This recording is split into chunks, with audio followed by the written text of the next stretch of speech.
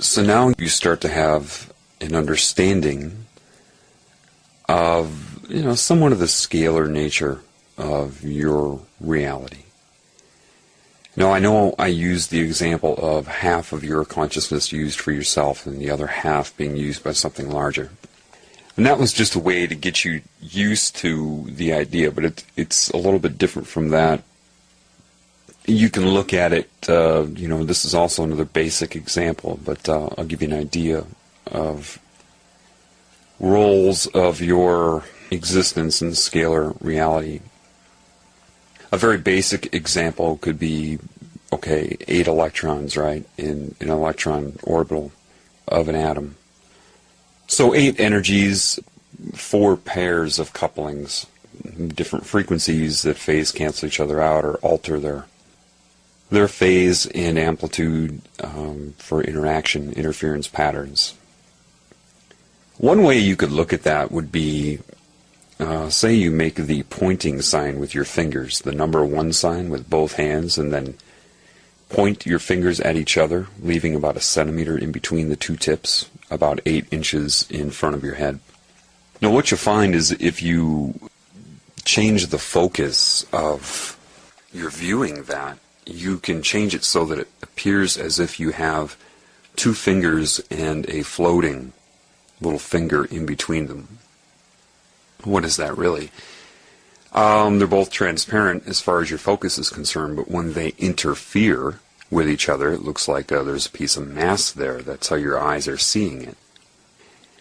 And that's a good example of interference patterns, of standing waves. It's basically what your body is, a combination of all kinds of standing waves, of interferences, of different parts of the energies. But you'll find if you do that, and you hold your fingers that way, and you see the finger floating in between your right hand and your left hand, you don't have to move, you don't have to change anything other than your concentration, your allocation to how you're going to perceive that. And with focus, you can learn to see just your right finger in right hand without changing anything, without moving anything, or just change in perception. Then you can see your left hand. Then you can see it all together. You can see both hands completely with both fingers and the floating finger, but with no gap in between it. So it's not floating, you see everything at once. So that's 4 different ways to see the same thing from this fixed point of view. That could be a good analogy for consciousness of your scalar relationship. It isn't exactly like this, but generically as a model, you could see your consciousness then, rather than now seeing it as half for you and half for that using you, you could see it as the floating finger, like the first example. That's what everybody's locked into right now. They see themselves as the floating finger, not knowing that they're an interaction between 2 different types of energies. That's what everybody believes. They believe they're this floating finger and have no comprehension. Imagine if your floating finger, when you do that, was self-aware, had no idea you were the one intending to do that you were holding your hands that way, it just saw itself as the floating finger, without any comprehension of how it's there or why it's there. But if you weren't attacked like this, and you were operating correctly, you would also be able to see yourself, for example, as, say, we'll just use the right hand where you can shift it to where you see the right hand and finger, which would be seeing yourself from the consciousness point of view of the components that make you up, and down and down and down from there. Shifting to your left, metaphorically, could be seeing yourself as part of something larger. And then the final completion of the valency of an orbital of an atom, which would be having 8 full electrons, you would be allowed that 4th point of view, which is seeing everything or being aware of everything at once, if you choose. It's that last state of mind that animals can go into. Every creature on this planet unaffected by this agenda and what's happening is allowed to do. people that have spontaneously healed from cancer have gone into that mode. And so it had, of course, a scalar effect of the consciousness making them up and their relation to higher. And so the energy animating the cancer cells realized, disconnected from those cells, rejoined your energy, and then those cells are shed. You start to understand then what is matter. You know, the surface of the earth is the interaction between the core, which could be like a proton nucleus of an atom, and the dark energy around the earth, which you call the magnetic field, even though it's in shells or rings that move like a conveyor belt through the center of the planet, just like the energy in your body does that. It's like a long donut where it can just move through your body that way. Well, the Earth has the rings and orbitals of dark energy around it too, so the orbits around the Earth are already there. That's what the moon is in. What are the different atoms, though? Well, what are the different life forms on this planet? You see, say you took your hand and put it into a sandbox and scooped up some sand. And let's pretend that sand is the proton energy, the ignited energy, the male energy. When I say proton energy, to me it means protons, or that energy in a nucleus of an atom, the core of the Earth, the sun, the collection of solar bodies in a galaxy with dark energy around it. That's what I mean. That's the material mass. And so your eyes react to the energy that would come from the center, energy that comes from inside this female consciousness energy. Female, not gender, just nature.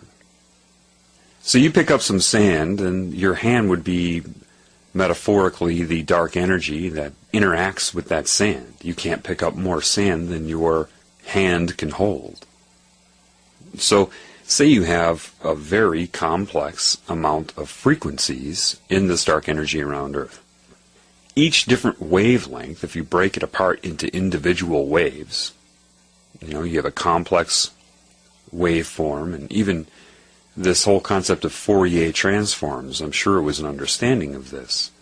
My voice could be broken apart into individual sine waves.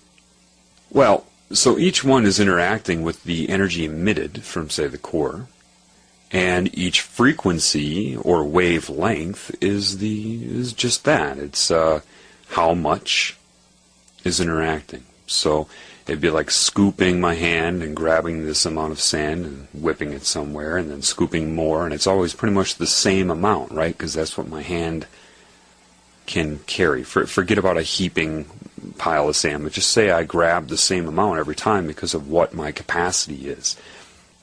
Well, if you have a longer wavelength, you could consider that as a larger hand, or say a shovel now that goes into the sand and grabs more of the sand. A garbage can goes in and grabs some sand and fills it up. It's how much is it's how much of the dark energy in the specific frequency is interacting with this center energy, creating an interference pattern. This is where atoms come from. Well, gee, why would we have a huge, heavy atom, and why would we have smaller atoms? And then the atoms themselves are complex waveforms making that up. So when you're dealing with all of the parts of the interaction, then you would be dealing with frequency and amplitude, or the wavelength and amplitude. So now you can start to consider things like, is the sand in my hand heaping or not? For example, the color red is the color red. How intense that color is depends upon the amplitude. Are you picking up a heaping scoop or not? That's what waveform interaction is. So you understand that the basics of it would be the size of the interaction. I see it in my head. It's very hard for me to say verbally, though. You have a complex waveform interacting with another complex waveform, and infinite complex waveforms interacting. Then the amplitude would be, in the case of a hand picking up sand, is it a heaping pile, or is it just a leveled off pile? This is the very nature of your thinking process. Amplitude and interaction of wavelength. You start to understand this energy is in frequency. So is the energy in the proton nucleus. So is the energy in the sun. The sun has very basic components in it, or wavelengths. Ultimately, what I'm telling you is, if it's coming in pulse, and everything is an interference pattern, and so on a different level, it's an interference pattern which is making up the atoms that are burning in the sun, then it has to have a frequency. And the frequency is the interaction of the two energies. Therefore, the components of the sun, like everything, are in frequency. And what that frequency means in that case is frequency of existence. Meaning, the sun is there, and then it's not, and then it's there, and then it's not, and then it's there, and then it's not. It depends upon the specific atoms, so there's always parts that are there when others aren't, and such. But the frequency to you would be at the atomic level, which is too fast for you to observe. So, if I'm telling you that the sun is there and not 100,000 times per second, or something like that, you're not going to be aware of that because you are there, and then you're not, and then you're there, and then you're not. But why wouldn't you notice that? Because every component you're locked into as the floating finger is built upon that groundwork. If I took a wall and was able to vibrate that wall, say in your home, back and forth, 1 foot back, 1 foot forth, 1 foot back, so the distance of movement, and did that fast enough, you could just go lean up against that wall and you wouldn't even know it was moving. The wall would appear to be 1 foot thicker than it is. You wouldn't know. If I start to vibrate it to the point where you get to the threshold of your very vibration as a person, then you can't assess that.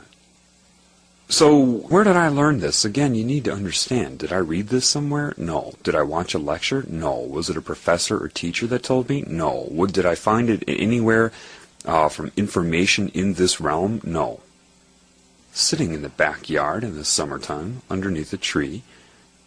You see, the problem with religion is you all equate that with God somehow.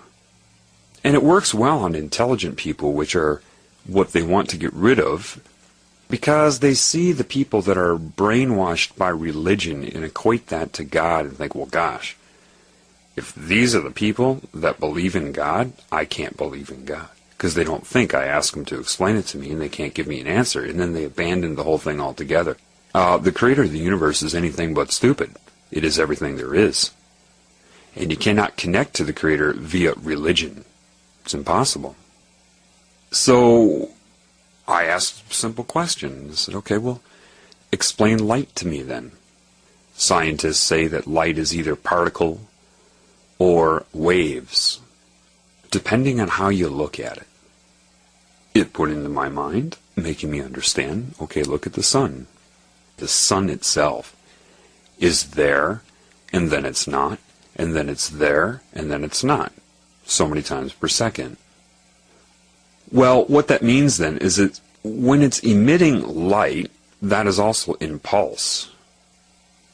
Because the components that make it up are there and not, and there and not. And then the sun is built up off of that, and it actually is there and not, and there and not, on a different level. So, the energy emitted from the interaction of atomic forces, when it leaves, takes the most efficient uses of space, which would be a sphere, and it spurts out based upon the buildup, okay, light emittance, and then a refractory, and then buildup of energy, and emittance, refractory, buildup of energy, emittance. So imagine Like the spraying of bullets. Not to put that image in your head, but I mean that's just a bunch of raindrops coming down and a stream of, you can call them photons, whatever they've wanted, whatever label they've wanted to put on them. And there are other components too. So that would be particle, right? But how does that take a wavelength? And how many different carrier wavelengths are there? Well, they know it's a stream, which is a frequency, the number of photons hitting the eye. The measurement of time, we'll call it a second. They're interchangeable. But we'll just say that's what it is. Okay, so just say that you have a stream of photons hitting you. All right? Just how many times they activate within, the range of your frequency. Now you understand why you have a frequency range of vision. You have a fundamental frequency of existence. And then your nerves can react to a certain amount of photons hitting your eye per second exceeds the amount that your rods and cones can react to. Think of a speed bag where you hit in boxing. It's if you start hitting it too fast, it doesn't have any rebound. It's just going to stay there. And because your sensory perception is on, off, or frequency, and how many times that happens per second, if it just is too fast or too slow, then you're not going to perceive anything based upon your core vibrational state. So if you know that another level up from atoms, there are parts and components of the sun that are there and not there, and there and not there. Well, what would happen is this. You see, when light is emitted from that reaction, it is slowed down right away through a certain amount of resistance of the dark energy. So light is emitted at a certain speed. Just imagine spitting, okay? Slow it down in your mind, like that, okay? You get a stream of photons going. That's because you have individual photons because of the frequency of emittance of them. But then the very existence based upon that is there and there and not also. So what's really going to be occurring is a stream of photons and resistance, slowing them down slightly. And then another one, because then the sun, think of it real basically, say the sun disappears. So now there is no emittance of light. But then it comes back and emits it again. So now there's a gap in between, except the new emittance is at original speed, which will be faster than the first emittance. And this is a very basic way to look at it. It's more complex than that, but not much more complex than this. But I want to keep it simple. So like a cue ball in a pool game, you're colliding the photons.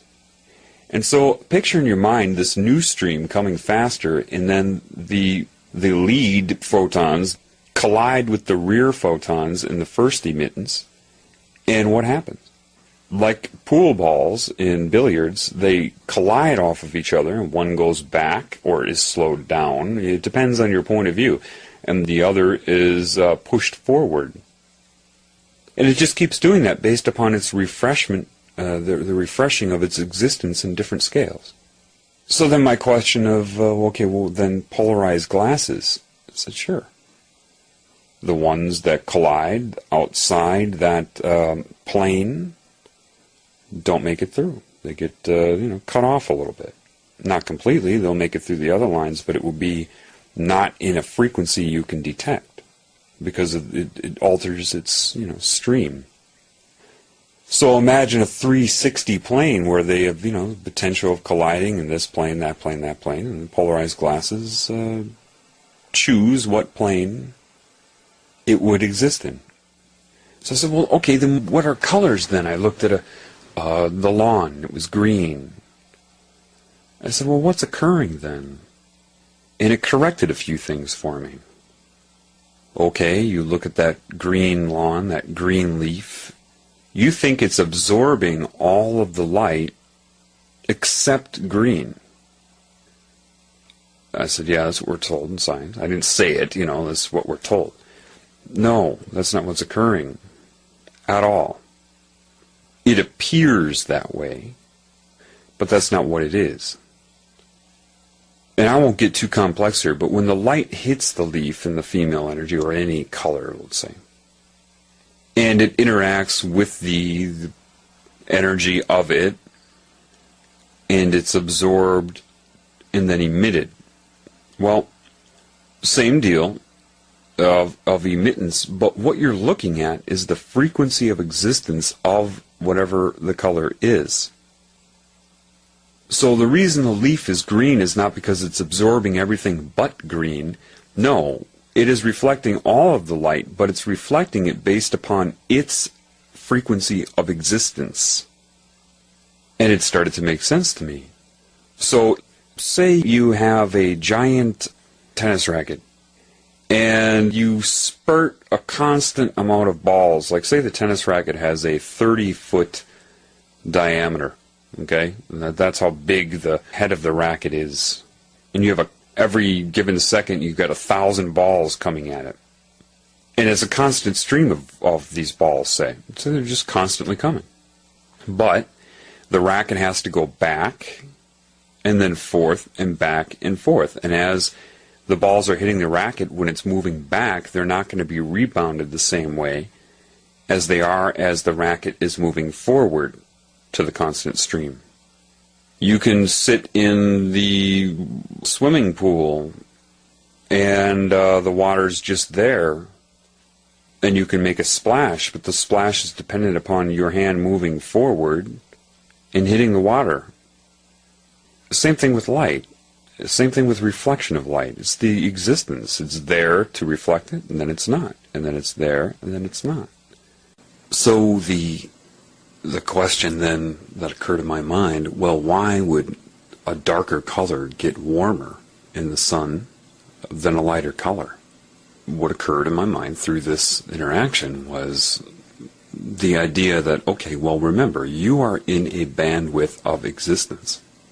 Every color that you perceive is a vibration that you are perceiving. If it can reflect light, or more specifically, be seen by you, it's in your bandwidth and therefore in the bandwidth of interaction of light. But there's other wavelengths of light energy or electromagnetic energy that could heat something up. Of course, you already know that. If a part of what it's heating up is within the bandwidth of excitability or able to make an interference pattern reaction. You just have to really slow it down in your mind and say a black color in the sun, its vibration is slower sometimes. Why do I say sometimes? Because, see, what you perceive as black, once you get below the frequency of excitability to your rods and cones, anything slower than that will be perceived as black to you, but it doesn't mean it's at the same frequency. There can be many things perceived as exactly black. All that means is it's no longer stimulating your eyes. White would be the most intense stimulation. But what if something was vibrating so fast that it could not be perceived by your eyes? It'd be black again. Or, in that case, transparent. But you've got to understand, when you look at the sky at night and you see the stars, sure, but what about everything in between the stars? You perceive it as black, right? But it's not black. It's not absorbing light or emitting the color black. It's just lack of stimulation. That's why you perceive it as black. If it's vibrating slower, though, in this realm, if you have something that's at a slow vibration and that's why it's black or very dark, it's like hot potato. Okay, I'm going to hand you a potato and it's burning, okay, and you want to get rid of it as soon as possible to not absorb the heat and cause a burn. The faster you get rid of it, the less it's going to hurt your hand, right? The longer you hold on to it before you throw it, the more heat you absorb into your body. That's what it comes down to with really dark colors absorbing heat. And you can mix and match vibration. If something's vibrating faster and you want to absorb heat, what do you have to do? These are questions you need to think about. I really want you to start considering what I'm saying. Don't memorize it. Think about it. How does a microwave work then? It's a higher speed. Why? Because it's hitting you, it's bombarding you more, and so you can't reflect it. You're forced to absorb it based upon your vibration. It would be the same thing, okay, if you want a wavelength directed at you that would burn you, well, if you lowered your vibration, you could lower that wavelength or that frequency in a correlatable way to you to have the same effect on you. If you lower your frequency to a certain amount, you could lower the frequency that is being directed at you to have the same effect, as long as it's proportional to how much you've lowered your frequency. The only reasons microwaves tend to heat things up here is just the things that you're perceiving. If something's vibrating faster, it's not going to heat it up as much. You understand that? Then the idea of, okay, well, how do they use colors against you then? My connection to this intuition, which is connected to life itself, gave me the answer. So you're looking at the color green, right? Well, what you're seeing is the rate of reflection of light. Its heat will be dependent upon that rate, like hot potato.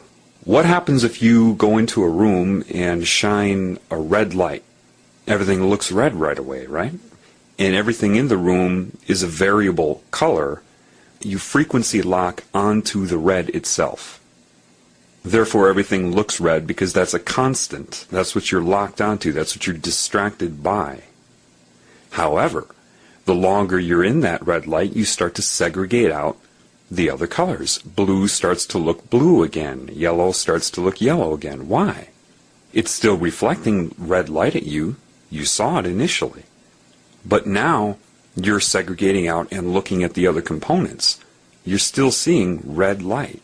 But it's taking that red light and emitting it in pulses of its own frequency. It's kind of like driving down the highway. You could be in the car and you could be throwing a ball in your lap, up and catching it. One ball, throw it up, throw it down. No resistance of wind. The ball appears to be just going up and down to you. If you go outside of the car and look at the car moving, you see that the car is going, say, 70 miles per hour. The ball then would not be going up and down. It's actually making an arch over, the speed it's going, 70 miles per hour, from the moment it goes up from your hand and comes back down. But then if you go off from that, you see the Earth is spinning, and it's actually not going in a straight line arch, but it's spinning. And then if you go back from that, the Earth is going around the sun, blah, blah, blah. This would be the segregation of detail. This is the very fundamental concept of a carrier wave. If you listen, and I've said this before, if you listen to a radio station and say it's 100 megahertz, you're not listening to 100 megahertz, a 100 megahertz sine wave.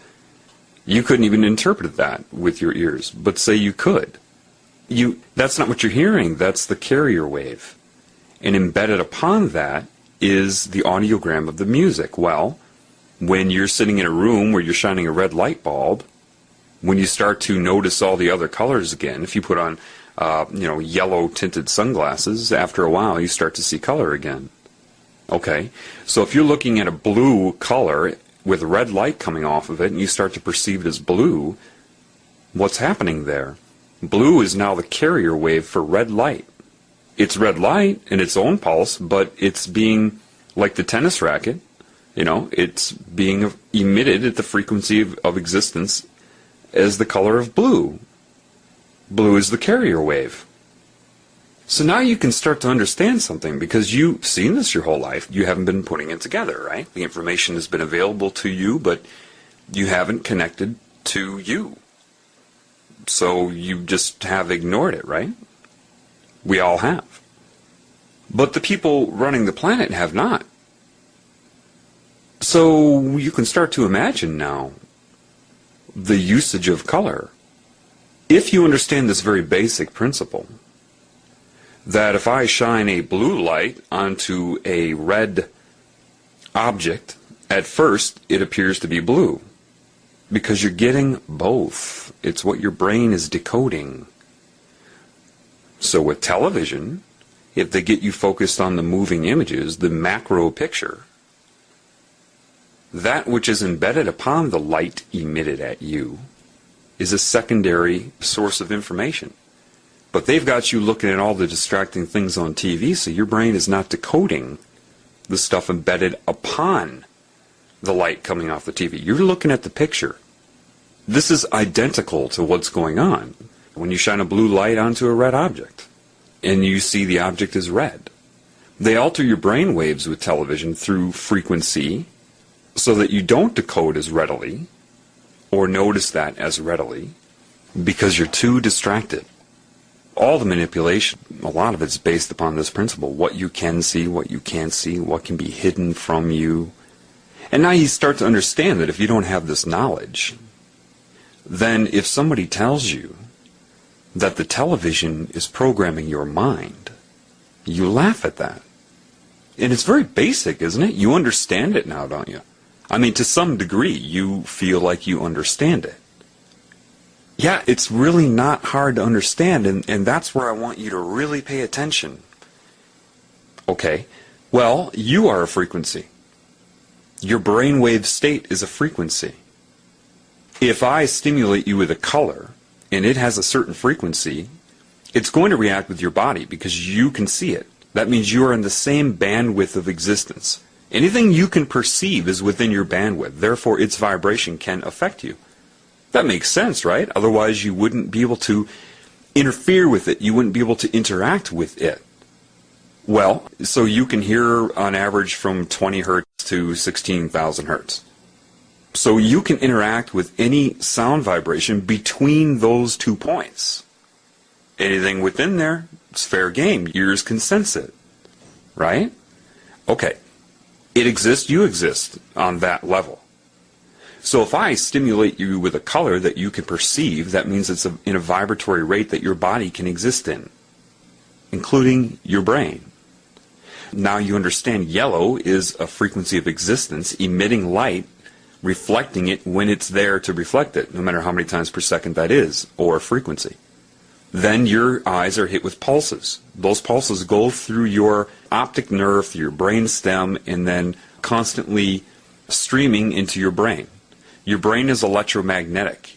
Every time a neuron depolarizes, it emits electromagnetism. You have this balance shifting of, in the brain, it would be potassium, sodium chloride. As they switch in and out, it creates this change in electronegativity, which is an electromagnetic wavelength. And I'll get into that a little bit later.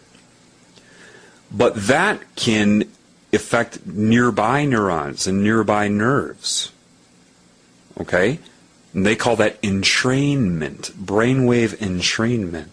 So if you get a constant frequency coming into your eyes, it's going through your brain. Okay? The higher the amplitude, the quicker it happens, but that will start to make your brain oscillate on that frequency. Why? Because you're experiencing it, your brain will adjust to it. However, what if someone can find the certain frequencies for different emotional states? Not hard at all. And then find the color that correlates to that emotional state. If you stimulate somebody with the vibration of, say, anger, then you can make them start to feel angry. If you've had thoughts that have made you angry, they're linked to a vibration. If you have those thoughts, you create the vibration. However, if you infuse the vibration, you can bring those thoughts to surface. Do you see? This is how you can get a country riled up to go murder children in Iraq, because they're bound to emotion and to structure. You can do it with sound, sight. TV uses both. And then embedded upon that are the, as a carrier wave, are the things you're not perceiving at all that are also entraining your brain as a secondary wave, or tertiary, or quaternary. And don't be intimidated by it. Understand it. Now are you starting to get a little bit better of an understanding of what I'm talking about? It's not that hard, but just remember one thing. You understand it. What does that tell you? Now a 5-year-old could understand these things if you raise the 5-year-old correctly. Don't give it the vaccinations, and all the other things designed to keep the brain from accessing this information, which is available to you. The Creator, it created everything. It's not about whether it can teach you. It's only about what you can handle in the moment that it wants to share it with you.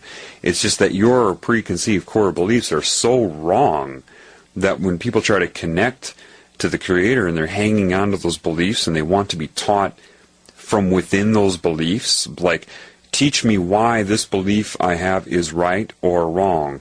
Why is this correct or incorrect? When you're so far off base that there isn't enough information in your brain to put together, that it just has to be knowledge, and then you have to go out and try to extract a metaphor from life. That's how you interact with the Creator. It's the consciousness, the love that will take what you have and put it together correctly when you're in connection with it. And if it doesn't, then it will put the information in your soul, which will communicate with your mind, and you start to extract a metaphor, because truth is only in metaphor, in a scalar reality. When I say you need to know these things, that means you cannot be trying to memorize what I'm saying. I know there are people that know this. There are scientists that probably know this. I mean, it's not very hard at all. I mean, the nature of light, sun, wavelengths, the nature of scalar reality is so very basic that the concept that they don't know it would blow my mind. I mean, this is, to me, what I'm telling you right now would be what I would want to start explaining to, say, a kindergartner. And that's not to offend you, it's just my take on it. It's so very basic. If you try to memorize what I'm saying, no offense, but you'll screw it up. I've given a lot of input so far in other uploads. One is my cancer analogy, which I'm going to get into for the first time now. And people, they don't get it. They hear what I say, they remember what affected them, and then I hear them try to copy and plagiarize what I say to influence people, but they screw it up. Why? Because they don't have that connection. They don't understand what I'm saying. I mean, I don't want to give you a fish every time you listen to me. I want to teach you how to fish. And I'm telling you, there's only one way to do it. If you try to verify what I'm saying through some sort of information in this realm, you're insane. What I'm telling you is, there are people trying to assess what I'm saying, try to figure out whether it's right or wrong, provable, verifiable. People that think I am insane because they've read the word insane, maybe seen the words delusional, read their psychiatric textbook or the Merck manual or something, some sort of diagnostic manual that they've tried to copy and paste into their mind and then regurgitate onto the world in the form of projection. They don't have an understanding of it. Had they never been told about it, they never would have figured that out. They had to go to some sort of school for it. They had to be told about it by a professor, a teacher, a textbook, a lecture. Most people that go into psychology are so screwed up that it's some sort of cry for help, some sort of defense mechanism for control, and they don't learn anything. They just memorize what they're told to the best of their ability and then feel that they're aware and they're just more bound to structure. It's the people that critically assess are plagiarizing. Most of the personalities on this planet are plagiarism in animation. I mean, it is plagiarism. Look how many people copy each other in this planet. I mean, especially in the United States. Look at hip-hop. Look at that community. Where's the uniqueness in that? Everybody talks the same, dresses the same, acts the same, thinks the same thing. And that's why that was allowed on TV, and the creative black people were not. And then you get subliminal messages telling you that you No matter how bizarre it seems, no matter how robotic and angry and detached it's becoming, you can't say anything about it. What you need to understand right now is the basics. If you try to assess me, fine, that's great, but you need to ask yourself, where are you getting the very questions you ask? What triggered your assessment, other than opposition? You feel you either need to believe me or disbelieve me, agree with me or disagree with me. Well, what are you basing your agreement or disagreement on? Something you have the ability to come up with in your own mind? Or was it something that you read somewhere and you liked the personality, the vocabulary, the presentation? The person had a good resume, and you saw enough of the same information to build what you think is a knowledge base of which you are pulling from to compare and contrast to everything else you're told, none of which is yours. It's computer data.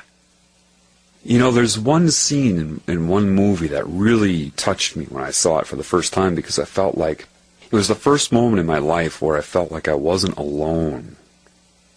And that was the scene in Good Will Hunting when they were in that Harvard bar, and you had the guy come up and make fun of Will's friend, Ben Affleck, and Will came out and proved that he was a robot. I had never seen anything like that in my experience, and I didn't watch a lot of movies. I never saw anybody who got it like that so perfectly.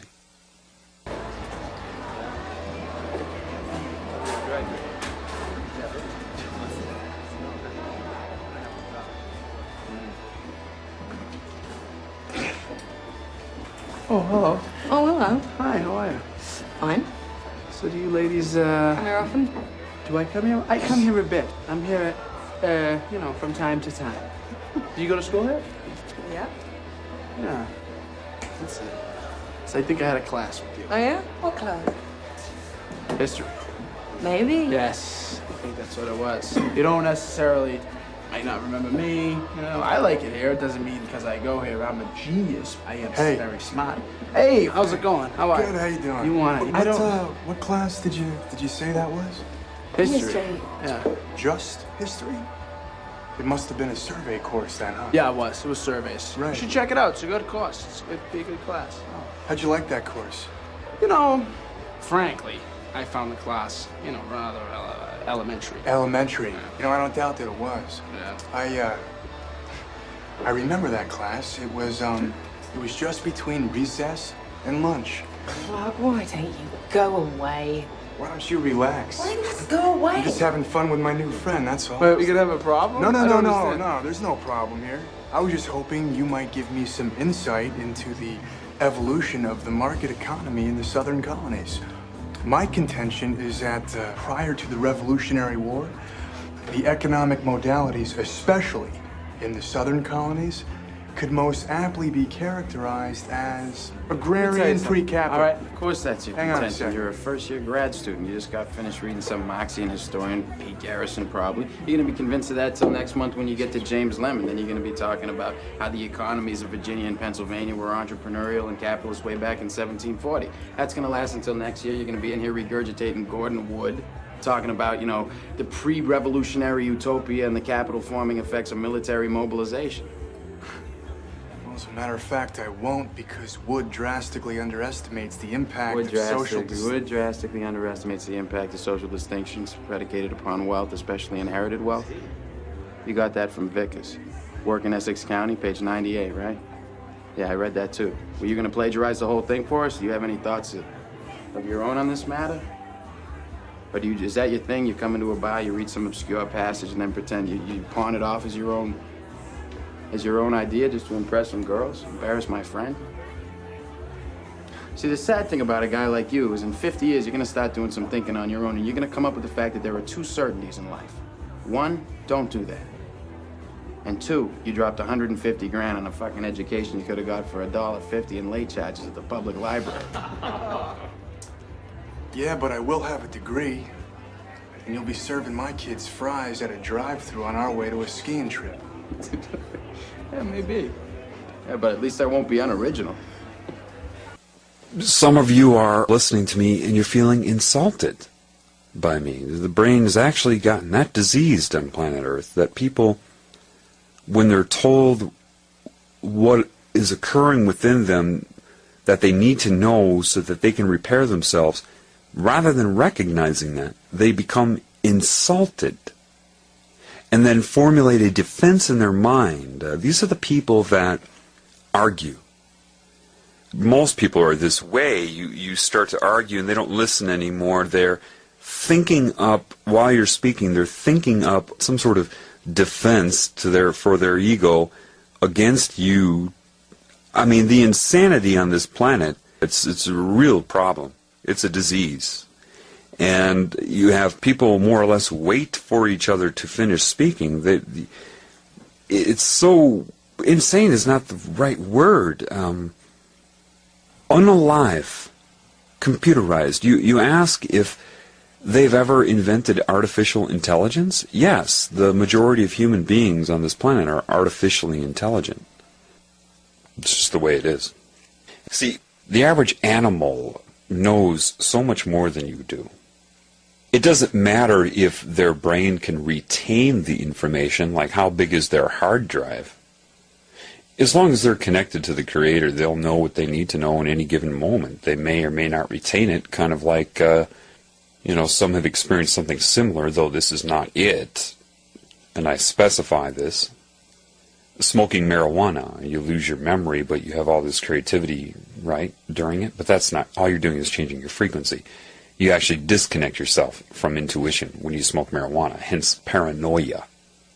Paranoia is a disconnection from intuition, intuitive knowing. If I told you the reality right now, I would be hurting you. That's why when you get people like, that pretend that they are helping you, really when their goal is to hurt you, or they're being controlled and don't know it to hurt you, like Fritz Springmeier. See, all I needed to see with Fritz Springmeier was after one of his lectures, when a woman came up to talk to him, how he blew her off. That was all I needed to see. His fake way of dealing with her, I knew right away. There's no question in my mind. I mean, if you read Fritz Springmeier's books, they're overwhelming you with fear. Some of the details are correct, yeah. But he's not enabling you. Oh, and just make sure you believe in God. No. You don't tell someone to believe in God. You can't believe in God. And it isn't a procedure like, okay, I choose to believe in God and connect to God. God, where are you? No. That doesn't work. Sorry, it doesn't work. There's only one way to connect to the Creator. And so this is what I need to do first, or everything else will be done in vain, frustration, ignorance, and just stupidity. If I tell you the situation that you're in without enabling you first. Because if you're enabled, it will hardly even bother you. You see, how does a butterfly make it from South America to Canada when it makes that trip? How big is a butterfly's brain? Do you believe that it somehow stores the information in a form of memory and recall? No. That is what abundance means. It's connected to all of the energies involved with its creation. Therefore, it knows what it needs to do at any given time. That is abundance. I watch my cat, and my cat, though cats can become paranoid, is still way less paranoid than the average human. How do I know that? He can be still. You see, why is it you're all trying to keep yourselves busy? Why do they even call businesses businesses? Busyness? Busy as a bee? You think this beehive mentality is coming? No, you're already in the beehive. You're already being controlled by one giant consciousness. You're already bees. Look how you everything you're set up to do, to pursue this goal, to do this, to do that. You can't stand to sit there without turning the TV on to occupy your mind, to help yourself move through time.